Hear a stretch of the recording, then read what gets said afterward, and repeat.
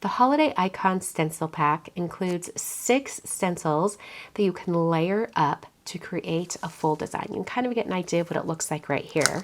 But let's look at the back of the packaging so you can get a better idea of how all of these stencils combine to create a really fun, almost looks like a stained glass effect with all of these holiday icon images. So let's take a look at the stencils themselves. Like I said, there are 6 stencils in the set. The first stencil is the entire design by itself. It's sized 6 by 9, so you can actually get 2 card fronts, 2 A2 card fronts out of one stenciling, and I'll show you how I did that here in a moment.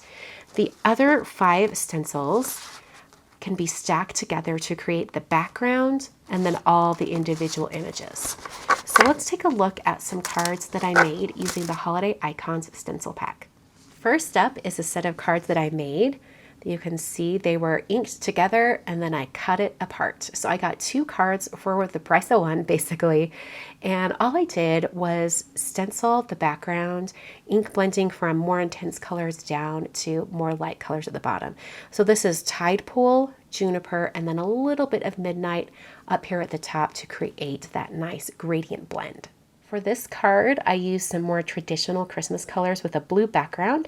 So I used Harbor in the background, and then I've got Poppy, Cranberry, Parsley, and Evergreen. Kind of similar colors on this card, except I wanted to change up the greens. So instead of using Parsley and Evergreen, instead I used a Rainforest background, and then I used Juniper and Tide Pool for the other 2 green shades. For a little bit of a different look on this card, I did the background as well as one of the greens in the same color. I used evergreen for the background as well as, on the tree and on the leaves and things like that. So this card design really reads with a lot of green. I wanted to do it that way so that I could have a pop of red and not have it be overwhelming with lots and lots of red or any other color. So I think that looks really, really neat.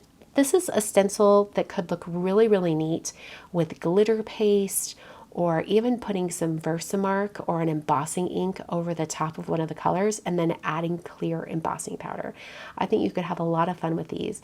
Now, on all of my examples, I didn't do a ton of variation in ink color. I did over here on the gradient, but over here, these are just flat colors through the stencil.